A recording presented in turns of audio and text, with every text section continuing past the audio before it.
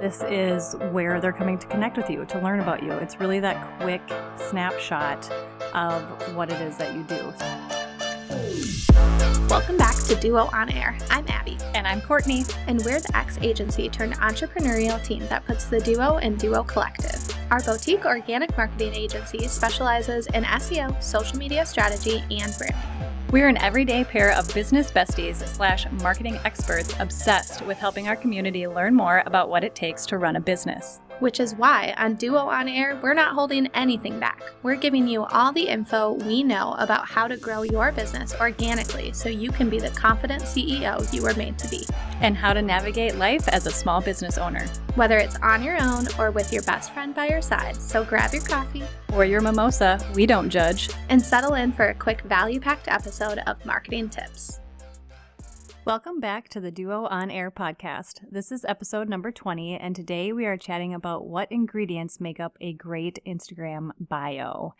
So when we typically think about Instagram, I think, automatically go to perfection. So when we think about this grid, all we want to do is make sure that this curated feed is beautiful. When somebody lands on it, they're just struck by your feed, and that's all that they're going to navigate to and go with is that feed and what it looks like and that perfection. But the thing that we forget to think about is how people find us first and what we're about on Instagram. So it's not just about those pretty pictures and the pretty content that you put out there. Obviously the content is very ideal and great, but what we need to think about too is that space up above that content and that pretty cohesive feed, because that is really the space where people are going to find you and they're going to resonate with you and they're going to learn quickly about what it is that you do and offer. So throwing that perfectly curated feed out is something that we should, consider when we're thinking about Instagram, because it doesn't need to be these perfect squares anymore. We're kind of going away from that. You're going to people's bios and Instagram pages, and you're seeing that they've got these crazy faces on there, and it kind of breaks the grid a little bit, and that's totally okay because we're not perfect, right? So we don't need to have this kind of perfect looking feed, so to say. So the profile is what we're talking about today, and if this is kind of a jumbled mess or super long or hard to read or not understandable, there's chances that the person won't hang around because they're not coming to your feed to see the perfectness. They're coming to your feed to learn about you and what it is that you offer, whether that's a service or a product. And this is where they're coming to connect with you, to learn about you. It's really that quick snapshot of what it is that you do. So we just recently went to a networking event, and so many folks there didn't even have business cards because their Instagram is their business card. So people were whipping out their phones and they're like, this is my Instagram handle, this is mine, this is mine. And we were like, oh my God, that's so crazy. Because we came with business cards and we're like, we're ready to hand these babies out. But everybody was just like, no, follow me on the gram. So, we love our business cards. Our business cards are super cute. Right. So we're like, whatever. And also the place had crappy service, which was bonus. Here's our business card. Exactly. Yeah. So note to self, or note to people who don't have business cards. But the thing is, when you land on that Instagram profile, you really want to learn what that person is all about and what they offer. So that's really the big thing that we're going to be talking about today, and how important it is to have that strong Instagram profile bio. So we're going to start quickly with the SEO side of it, because why would we start anywhere else? So thinking about your profile in an SEO perspective, if you didn't already know, Instagram now offers you the ability to search with keywords. So you can go into that little search bar rather than searching for a hashtag or a specific account. You can just type in a keyword. What do you want to do? Who are you looking for? I've started doing this personally for local restaurants and even just finding businesses to work with. I'll type in copywriter or home designer or home styling or Mexican restaurants or something, and just see what comes up, because Instagram is now going to search you with accounts based on those keywords, which also brings in location, just different people that you're related to, different things are going to populate that algorithm. But the big thing is keywords. So go ahead, pull out your phone and type in a service or an offering that you might offer, or just any kind of service or offering you might be thinking about. Type it into the search bar on Instagram and then look under the account section and see who pops up. If you click through to those couple people on the accounts page, you'll likely notice that that keyword that you typed in is actually in their name. It's in that bold black font that is their Instagram name. A lot of times people are now using their name as a huge keyword opportunity rather than just repeating their business. So for example, our handle is duo.collective.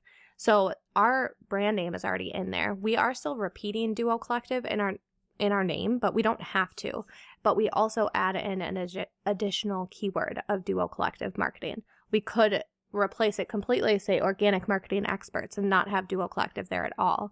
That would help us attract more people who are searching for organic marketing. So this can be huge.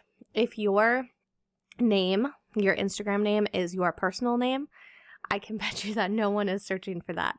And so you want to make sure that you're thinking about keywords in this space. So a couple things to keep in mind too as you update this and think about those words is that you only have 30 characters. So you need to be careful about which words you're selecting. Focus on your biggest and broadest thing. Don't be super niche here. And make sure that you don't change this all the time. You can only change your name twice in 14 days. So before you hit publish, double check, triple check your spelling, because if it gets stuck there, you're stuck there for 14 days. So don't go too crazy. So let's break down your description then. So before we dive into different areas of what to include in your description, you have to keep these things in mind.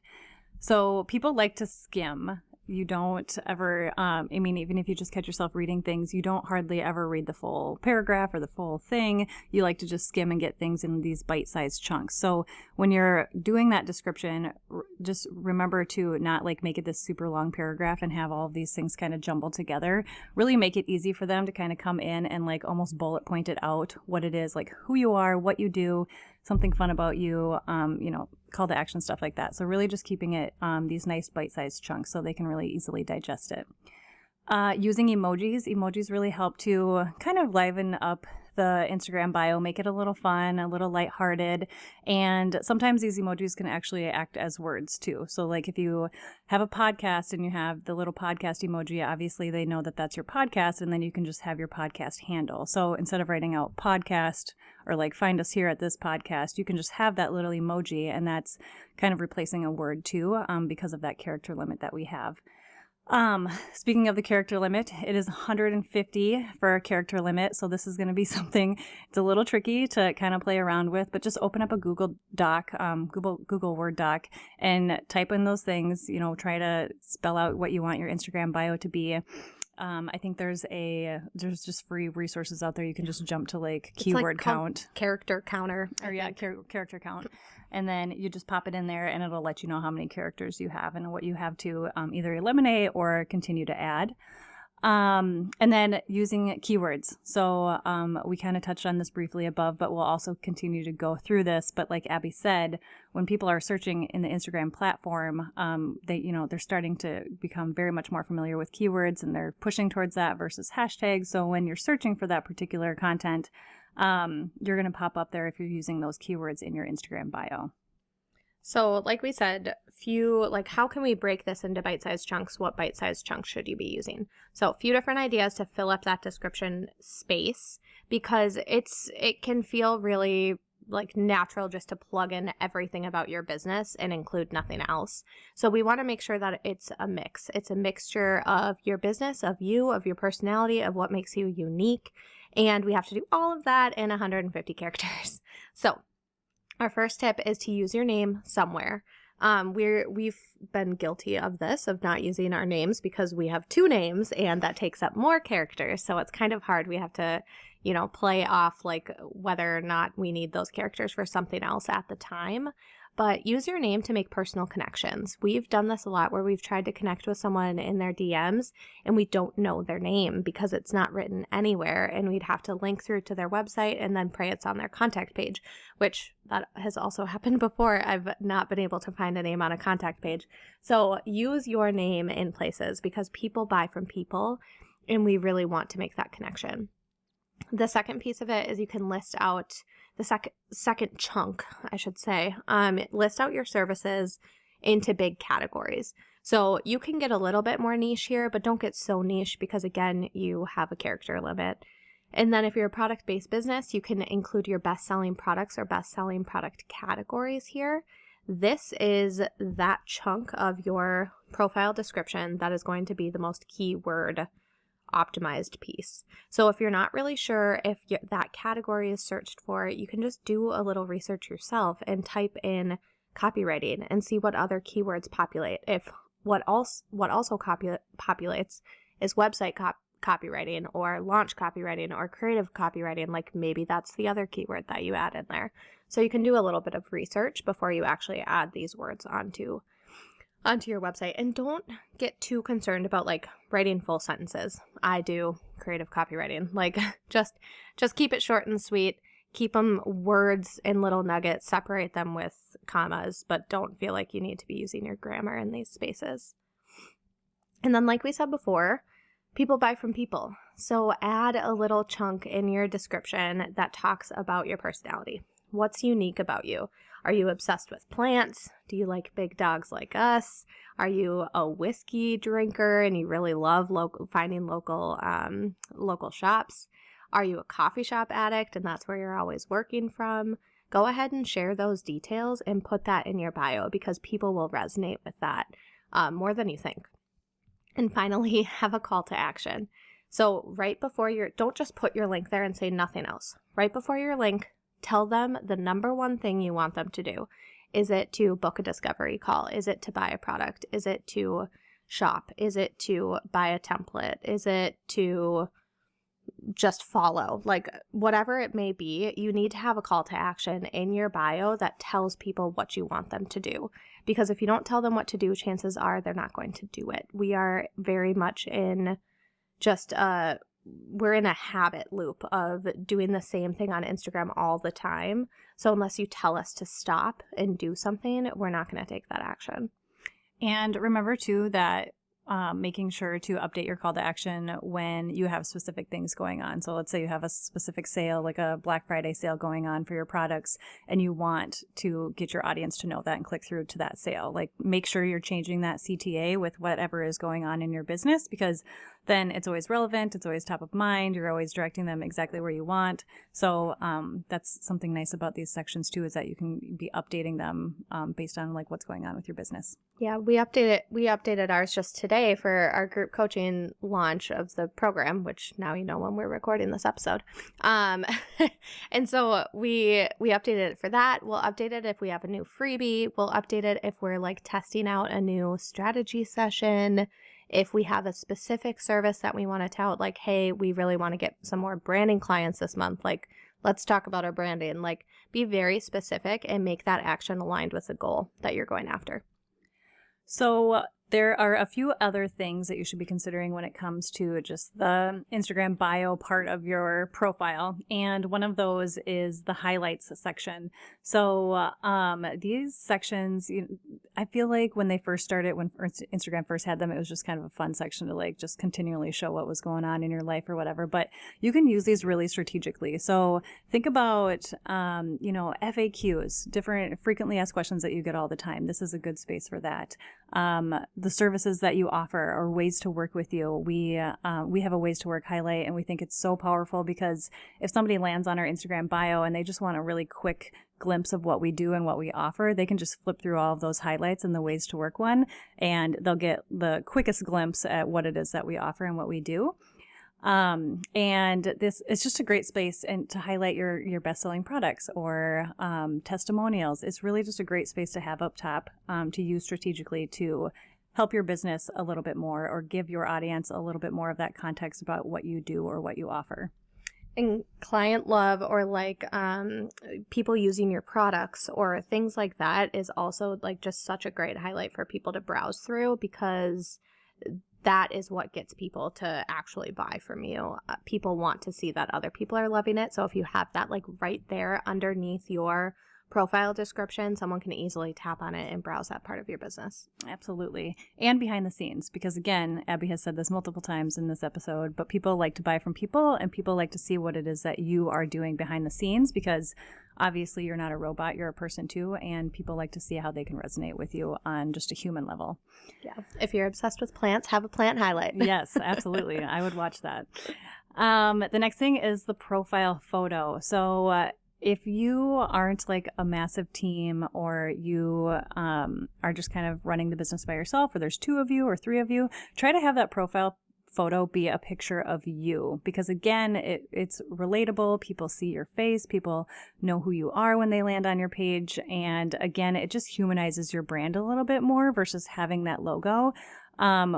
It's just really that personality touch here. So we always urge people to have a photo of them or the business partners or the team if you can. We understand that this space is really, really tiny, but anytime that you can have somebody in that photo or the profile photo of you, we strongly suggest that over just a logo.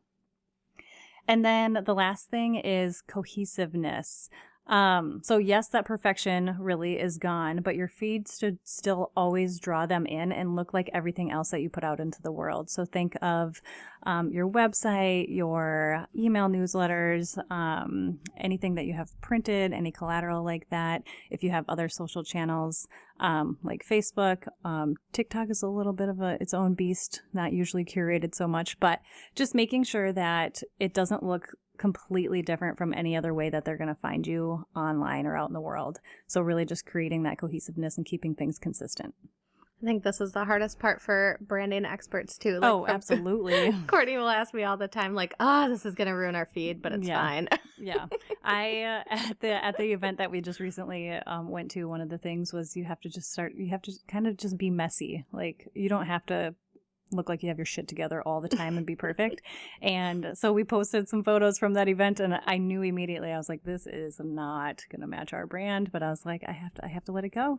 I have to let it go. We have to let people know what we're doing behind the scenes, what we're, and I can't just not post it because it's going to wreck our grid. So you just got to get that mindset out. It's okay. Yep. It's going to be okay. Cohesiveness is different than perfection. Like, that's another thing to think about is like, perfection. If you're trying to get the perfect squarey grid, like the old days you used to like, people would have grids that like all connected, like the organic shapes like connected from one to another. Like it was perfect. Like those days are gone. Like that's gone. Right. And I don't even know how people did that. That hurts my brain a little bit, even being a designer. Yeah. It's awful. So like that is gone. But like the cohesiveness of like making sure that it looks like your brand, like you should always ask yourself that question before you post everything. Is this me? Does this come off as me? Am I going to post it and someone be like, who is this? Because then it's likely not right for you. So just keeping that in mind, like if it's a slightly different color, that's okay. Yeah. It's going to be fine. Yeah. So overall, your Instagram profile is basically your resume for the social media world. So we really shouldn't forget that. It's the very first connection you're going to have with so many people. And this is your opportunity to make them hit the follow button or to go to your website and actually interact with you. You gain or you lose followers in this space. And we're not saying that followers is the only thing that matters, because we all know that it's not. But it is a good way to make a good first impression in the social world. So consider this your networking overview for the digital age. So it's your opportunity to make it good. Be sure to peek at the show notes. We'll make sure all of these details and descriptions are in there for you guys to take and update your profiles today. If you like this episode, please be sure to share it with a friend and subscribe so you don't miss any new episodes dropping every Monday. Plus, if you haven't already, leave us a review and don't hesitate to share any new episode ideas. We love hearing from you and creating this content for you. See you next week.